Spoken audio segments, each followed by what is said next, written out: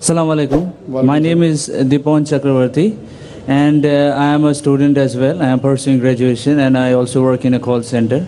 And my question is, why is it important for a woman to marry a third party if she wants to go back to her first husband after her first husband has given her talaq?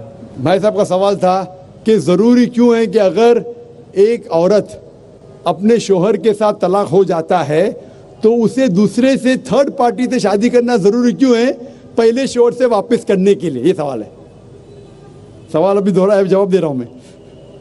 ये लोगों को गलतफहमी है कि अगर मियाँ बीवी का तलाक होता है और अगर वो फिर से शादी करना चाहते हैं, ये गलतफहमी है लोगों की कि उसको तीसरे से शादी करना फ़र्ज़ है।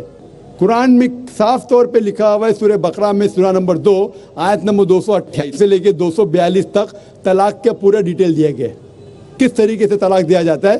पहले मैंने कहा था कि आपस में समझौता होना चाहिए, नहीं होता है तो गेट एन आर्बिट्रर, एक बड़े को बुलाओ, शोहर की तरफ से बीवी की तरफ से समझौता करो। नहीं होता है तो तलाक बोलने के बाद इद्दत के 3 माह है। कुरान में लिखा सूरह बकरा सूरा नंबर 2 आयत नंबर 228 के 3 माह, 3 महीने, 3 menstrual cycle is the period of waiting इद्दत। 3 महीने के बाद the divorce is completed। लेकिन 3 महीने के दरमियान अगर मियाँ बीवी वापस में रुजू होना चाहते तो हो सकते, तलाक नहीं होता है।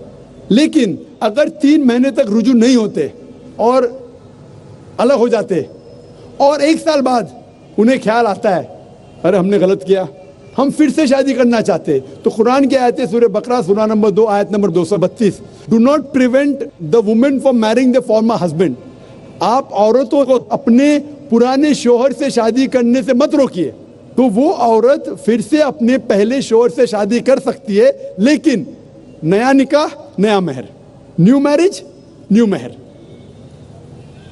No no no, what you are saying is a misconception. I will come to it. लोग समझते हलाला की जरूरत है, हलाला जैसी कोई चीज कुरान में है नहीं, मैं उसके ऊपर आऊंगा। लेकिन फिर से शादी करने के बाद फिर से इन लोग जिंदगी बसर करते हैं, 3-4 साल बाद फिर से कुछ नाइत्तेफाकी होती है, फिर से तलाक। वही तरीके से समझौता करो, बड़े को लेके आओ, तलाक बोलो, 3 माह रुको, फिर जाओ। फिर से 2 साल बाद याद आता है नहीं वापिस से रहेंगे, फिर से शादी कर सकते, फिर निकाह, फिर मेहर, फिर से झगड़ा होता है। फिर तीसरी बार अगर तलाक होता है तो अल्लाह ताला फरमाते सूरह बकरा सूरा नंबर 2 आयत नंबर 230 में कहते कि तीसरी बार अगर तलाक देंगे तो फाइनल। इसके बाद आप फिर से मियाँ बीवी ने बोल, जब तक आप थर्ड को नहीं मैरी करें। इसमें क्यों? ये शादी ब्याह गुड्डा गुड्डी का खेल थोड़ी है। बचपन में गुड्डा गुड्डी का खेल में शादी करो फिर से तलाक दो, एक दिन में 10 बार शादी कर सकते, बराबर ना। ये जिंदगी गुड्डा गुड्डी का खेल थोड़ी है। 3 महीने लगता है तलाक के लिए, इतना टाइम लगता है। प्राइवेट मीटिंग, फिर बड़े लोग से मीटिंग, फिर 3 माह, फिर जुड़ो प्यार से, एक दूसरे पे कीचड़ मत उछालो, फिर शादी करो। मैंने मेरी जिंदगी में किसको भी नहीं देखा जो सही तरीके से तीसरी बार तलाक हुआ, मैं देखा नहीं अभी तक के। 1 बार हुआ देखा होगा, 2 बार, तीसरी बार तो देखा ही नहीं मैं। ये अगर आप गुड्डा गुड्डी का खेल करते तो फिर 1 बार आपने रिजेक्ट किया, 2 बार रिजेक्ट किया, 3rd बार फाइनल, फिर आप दूसरे से शादी करो। आप प्लान नहीं कर सकते, आप दूसरे से शादी करो और रो।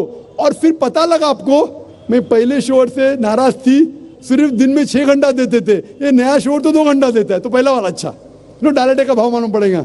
मेरी माँ मुझसे कहती थी मार्केट जाएंगे तो दाल आटे का भाव, दाल और आटे का भाव, आप समझे ना।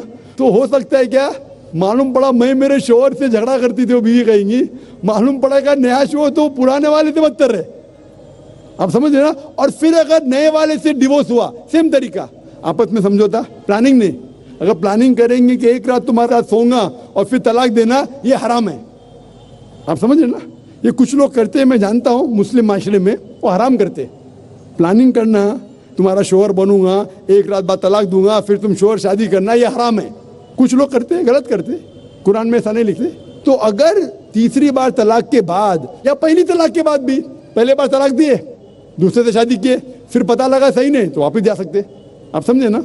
तो ये जो है ज़रूरी है थर्ड पार्टी के पास जाना, अगर 3 बार सही तरीके से तलाक हो तो इस्लाम में इतनी छूट है माशाअल्लाह, और इतना सही मजहब है, it's the most practical way of life. Hope that answers the question.